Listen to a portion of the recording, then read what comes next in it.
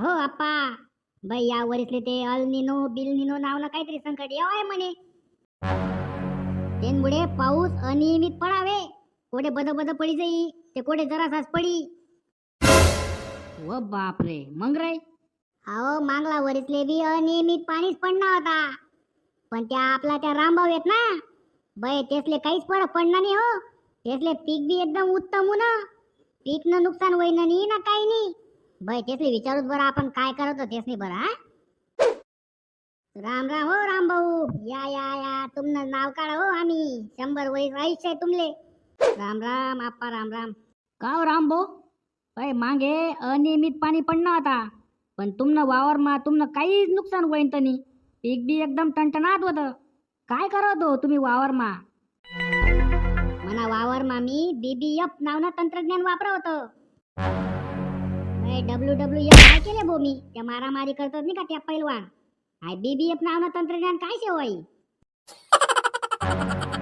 बापरे, कृषी तज्ञ साहेब उन्हात हो. राम राम हो साहेब. राम राम शेतकरी बंधू हो, राम राम. मी सांगतो तुम्हाला BBF तंत्रज्ञान काय असतं. BBF म्हणजे ब्रॉड बेड फ्युरो पद्धत. यामध्ये काय केलं जातं, रुंद वाफे आणि सऱ्या तयार केल्या जातात शेतामध्ये. म्हणजे साहेब याचा फायदा कसा होतो? बघा, शेतामध्ये जेव्हा खूप पाऊस पडतो तेव्हा ते अतिरिक्त पाणी सऱ्यांमधून बाहेर निघून जाते.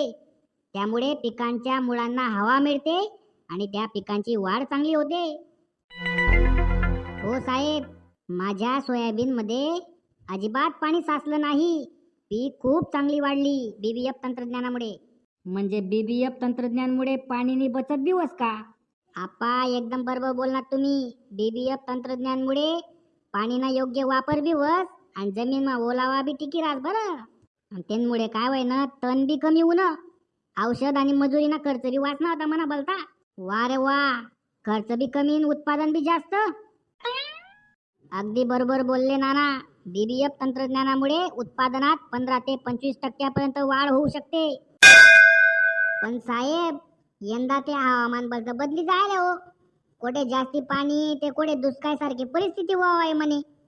हो राम भाऊ, यालाच तर एल निनो प्रभाव म्हणतात. एल निनोमुळे पावसाचे प्रमाण अनियमित होते आणि शेतीवर मोठा परिणाम होतो. मग सर अशा परिस्थितीमा BBF तंत्रज्ञान कसं उपयोगी पडत हो आपले?